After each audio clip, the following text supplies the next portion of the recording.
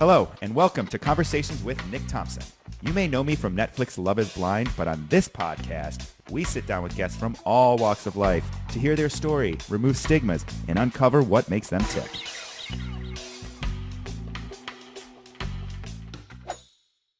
Our guest today, Linda Steele, is a really incredible human being, and her story is very relatable. I am so excited that she reached out to me on LinkedIn, actually asking if she could come on the show after listening to the podcast. Linda is a personal trainer. She's a wellness advisor, best-selling author of a book called Nerves of Steel, which is awesome play on her last name. And then she's also an international speaker. She is a very successful human, but she's also come from a place of growth. She is very open about how trauma from her younger years has impacted her life and her relationships and her personal situationships, as she calls them, with past partners. But what's really cool about Linda is her self-awareness. She has to not just overcome her trauma, but she has to learn to be comfortable living with it. And when she explains it very relatably, because all of us have come from some form of trauma, we've all been struggling, with our childhood in some way, through school, through family relations, through other relationships that we've had in our life. So we're all dealing with some form of trauma. And I really enjoy the way that Linda speaks about it and the way that she tells her story and how she is very aware of the role that she plays in other people's lives, like her 3 daughters and her clients that she works with on personal training and wellness. And I really am excited to have this conversation with her. I think you guys are going to enjoy it. You're going to learn a little bit about Linda. You're going to learn a little bit about her journey. And we're going to talk about all of the things that helped make her who she is today and the growth that she's had personally, where she started, how she got where she's going, and then, of course, where is she going? So without further ado, let's get right to it. This is Linda Steele, and I am excited to have her on this podcast episode. I've been writing a little bit about this on LinkedIn lately, but there's such a coldness to companies, like when they're done with you. Like it's all warm and, wooing you or taking you, or giving you these benefits when you work there. And then the second they're done with you, or here's our wonderful application process and our interviews, and and then it's like, here's your email saying that you're not the right fit. And I don't know what the answer is. I don't know, but it's hard because it impacts people's psyche. And especially if you're, interviewing and you're just like, and maybe it's a numbers game, but you're just getting those rejections. It's good for him for staying positive, but like you can't ignore the impacts that's probably having on him. Yeah. Like behind every application is an energized, hopeful, excited human. Mm-hmm. And that's what I think we forget about in this instance. Mm-hmm. Yeah, you're right. Yeah. So your book, Nerves of Steel, which is like the coolest name, play on words on your name.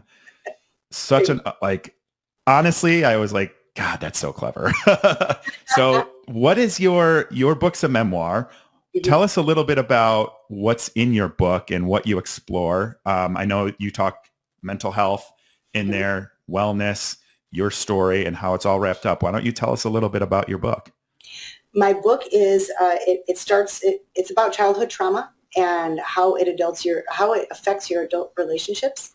And so again, I tell my story. I tell my story about when I was a little girl and how it impacted my years and the relationships that I wound up in as a result, maybe. And when you say relationships, do you mean like partners, or do you just mean like the one with your sister and the friends you chose and all of that? I'm going to say with my partners, my romantic relationships. And then when I got myself into these situations, I like to call them situationships. When I got myself into these situationships, I I was able to manage getting out of them. And the way I did it was I was able to get my self-worth back up. And I did that by starting a workout routine. I started eating clean, and it made me think clearly, and it helped me make some really good, hard decisions. But I felt confident making them. It just took me a little while because of the situation that I was in due to the relationships that I wound up in. So, well, even being bullied, like that kills confidence, that messes with your brain. It changes the chemical functions in your brain too. Sorry, but absolutely does. It sure does. And so when you start, it just so happens when you start to get your body into a balance, that's when the chemicals in your brain start to balance out. That's when the hormones in your body start to balance out. And again, you start running like a top, and you start really being able to think clearly and make these good decisions, these hard decisions. And so that's how I tell people how I got out of the situations that I got myself into. And I wound up having a couple really common, what's the word I'm looking for? I wound up having some pretty common results from my relationship or from my childhood, which was, again, feelings of abandonment and not being able to trust. And what I did at the end of my book, you're going to see that I tried to take a look within and realize that I was partially responsible for some of the situations that I ended up in. I never. That is so true. And acknowledging your role in it, whether it's I allowed this to happen, that is so key. That one of my biggest takeaways as I was rounding out my year last year, trying to figure out how to put myself back together in 2023 was I was like, kind of what I was saying earlier with my family. I'm like, I allowed my self-worth to be taken from me. I allowed my confidence to be taken from me. I allowed my calm to be taken from me. I allowed it.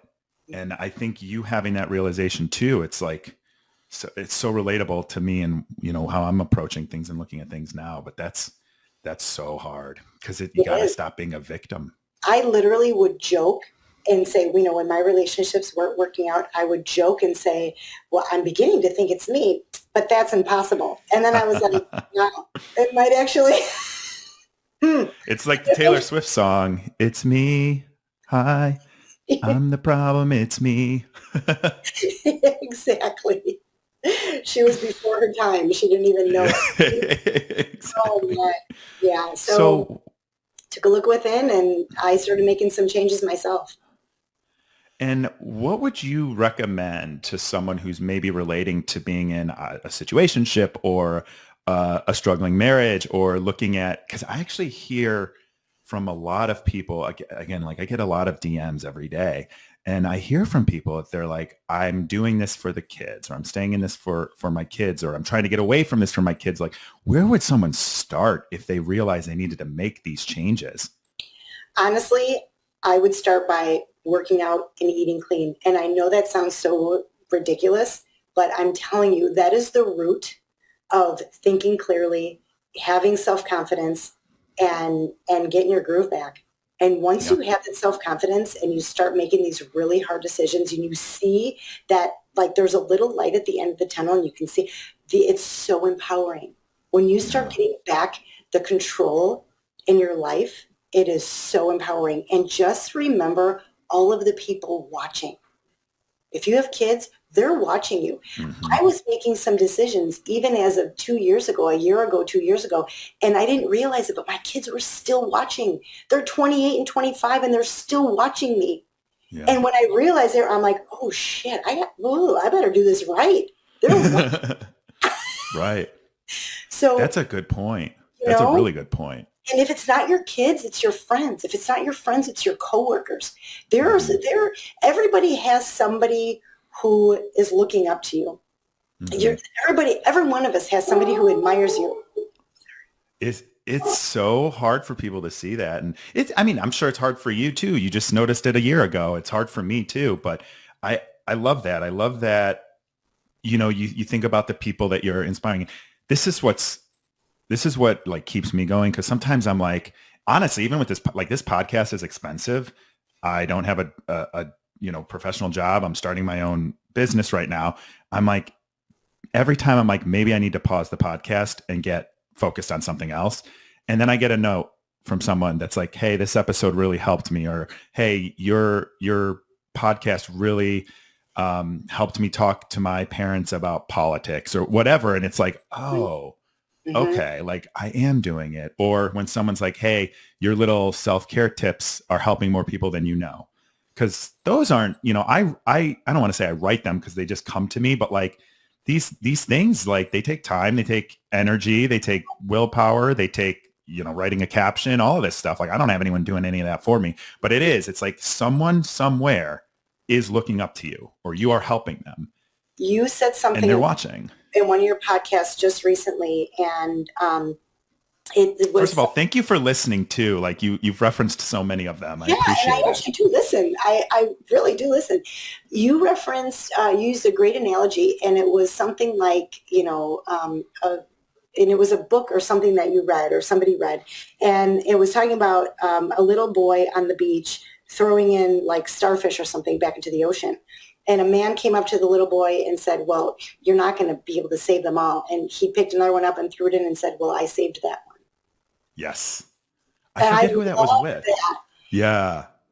Loved well, that's my, I find, and this isn't necessarily healthy, but like I get a lot of value by helping other people. Like that's how I feel good about myself. And that's also how I look at it. It's like, if I can, comment to one person and make their day a little bit better, or if someone recognizes me and wants a photo, like, does this bother? No, it doesn't bother me. It's like I can make someone's day just by taking a photo with them. Like imagine being able to do that. But guess what? You can in a different way. Yeah. You just got to believe in yourself and put yourself out there and be authentic. Be yourself. So great. Are there any questions that you want to ask me? I have so many. Let's go. Lightning round. I'm going to go with a couple simple ones. I know you're from Chicago. Born and raised? I was born and raised in the suburbs, like Schaumburg, Rolling Meadows is where I went to high school, where my kind of home base was. But we moved around the suburbs a lot as a kid. But I moved to Chicago proper in 2014, and I don't know if I'm ever leaving. I even joke now, I'm like, I don't even ever leave Division Street. Like all the restaurants, bars, shops, stores, everything you need. Why would you leave? It's so great over there. So then that leads to my next question, which is, which do you prefer, thin crust pizza or deep dish? Ooh, it depends. I love them both. I'm the same. Yeah. Like people think that you have to have one or the other. No, you don't. You can love both. Yes. And I'm gluten-free. I've been gluten-free for like 10, 11 years now. And there's a place here, Chicago's Pizza, that they make their own dough. So you can get any kind of pizza you want. I kind of feel like a lot of places are doing that now. They're offering gluten-free. They are, which is great. But a lot of them kind of like pre-buy it or buy it from a local bakery or something. So they can't, so it's like pre-formed and stuff. But here they make it. So you can do deep dish stuff, thin crust. It depends on the mood. I love them both. I can't pick. I can tell you I don't love New York pizza. I've talked about that before. New York people get very upset. But your pizza is cardboard, ketchup, and cheese. Yeah, I couldn't agree more. Chicago is the best pizza ever. I don't even want to have the argument. There's no sense in arguing about it. No, you're not going to none whatsoever. Agreed. So my next question is, and this might be a little personal. What were your parents like growing up? Were they strict or were they pretty lenient with you? That's a really good question. So my parents were divorced. They divorced when I was 5. I would say yes, they were strict. So I went to a Catholic school from second grade all the way to 8th grade. And the Catholic values were very prominent, right? Rules, stuff like that. I didn't drink until I was 21. Oh my. I was terrified of anything like talking about sex, anything, even mental health and stuff, like anything outside of God and church was scary. So some of that I think was self-imposed, but I do know like if I would have been caught drinking, like my mom probably would have beat the crap out of me. No kidding. Your parents are pretty strict. Yeah. You know, it's funny. I have a line in my book that talks about the Catholic guilt and how the Italians took that to an art form. Like it's like, oh my gosh, I know, I've seen it. It's so awful. And it never goes away. No, it doesn't. It's crazy. Like I have it all the time. And I'm like, why do I feel like guilty right now?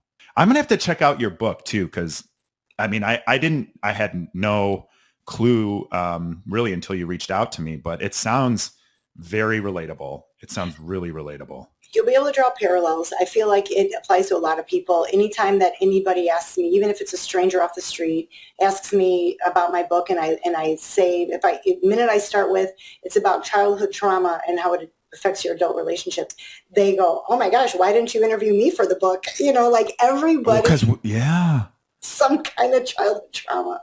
And I laugh at it. I shouldn't laugh about it like that. But it just, you almost have to. Like, we all have it. We all have, and it doesn't always have to come from our childhood. It could sometimes be, in our adult years too. Oh, yeah. I know you have to go, so we can cut that. No. Do you have any other questions? Could do another one or two. I don't like the question, where do you see yourself in 5 years? But one of the things that you mentioned was that you love helping people. So this is my question. Do you think that you are going to be making a career out of helping people in the future? I 100% have that as my plan. I want to, so I've recently I got certified as a personal coach. I've been trying to coach people on connections with themselves so that they can, show up authentically in the world. I think I'm uniquely in a position where I can do that now while I work towards some other things, even like writing the 8-week journal that I mentioned earlier.